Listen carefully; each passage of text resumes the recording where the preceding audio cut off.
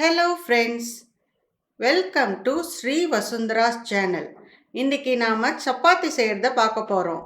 அதில் சில tips and ட்ரிக்ஸும் சொல்ல போகிறேன். நல்லா சப்பாத்தி சாஃப்டாக வர்றதுக்கும் ஃப்ளஃபியாக வர்றதுக்கும் அதை ஃபாலோ பண்ணி செய்யுங்க.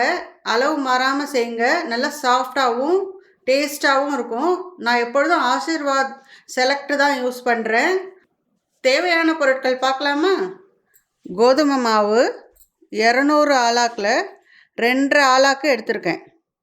காய்ச்சின பால் 1/2 டம்ளர், நெய் 1 ஸ்பூன், நான் சஃபோலா எண்ணெய் எடுத்திருக்கேன். உங்களுக்கு எது வேணுமோ அது யூஸ் பண்ணிக்கலாம். இப்போது மாவு எப்படி பிசைகிறதுன்னு பார்க்கலாம். இதே மாதிரி செஞ்சு பாருங்கள், நல்லா சாஃப்டாக வரும் சப்பாத்தி. உப்பு 1/4 டேபிள் ஸ்பூன், ரொம்ப போட்டுறாதீங்க. கோதுமை மாவு ரொம்ப உப்பு இழுக்காது, அதனால் 1/4 டீஸ்பூன் போட்டால் போதும். இப்போது பால் 1/2 டம்ளர் வச்சுக்கோம்ல, அதையும் சேர்த்துடணும். இதிலே நெய் 1 டீஸ்பூன், 1 டீஸ்பூன் ஊற்றிக்கோங்க இப்போதைக்கு ஆயில். இப்போ எல்லாம் சேர்த்து கலந்து விடுங்க. தண்ணி 200 ml வச்சுருக்கேன். அது கொஞ்சம் கொஞ்சமாக போட்டு பிசைங்க. அப்படியே மொத்தமாக ஊற்றிடாதீங்க, கொஞ்சம் கொஞ்சமாக ஊற்றி பிசைங்க. பூரி மாவை விட கொஞ்சம் லூஸாக இருக்கணும், ரொம்ப லூஸாக பிசைஞ்சிடாதீங்க, அப்புறம் உருட்டை வராது, ஒட்டி ஒட்டி வரும். சிலவங்க தயிர் சேர்ப்பாங்க, சாஃப்ட்னஸ் வரத்துக்காக வாழைப்பழம் சேர்ப்பாங்க. அதெல்லாம் தேவையே இல்லை, இதுவே போதும், நல்ல சாஃப்ட்னஸ் கிடைக்கும். இதில் சோடா மாவு, பேக்கிங் பவுடர் எதுவுமே போடல, ஆனாலும் சாஃப்டாக வரும்.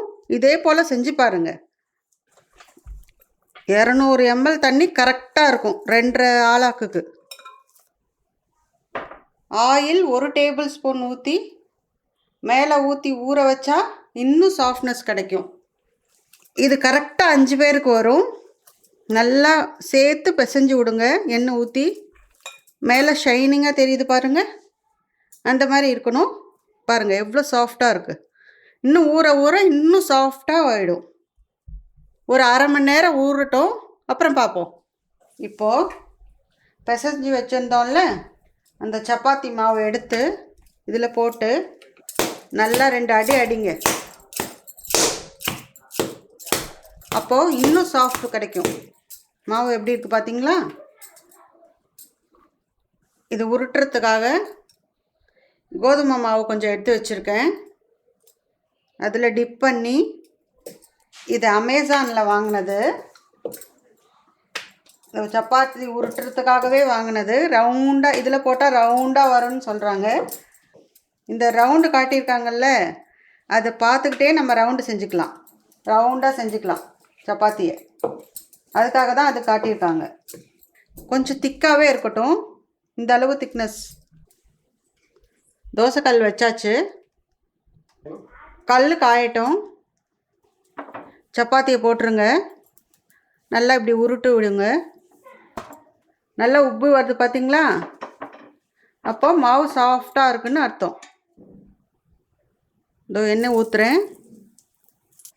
Chapati and gravy ready. இப்போ சப்பாத்தி செய்கிறத பார்த்துட்டோம், இன்னொரு நாள் கிரேவி செஞ்சு காட்டுறேன். இவ்வளோ நேரம் இந்த வீடியோ பொறுமையாக பார்த்ததுக்கு நன்றி.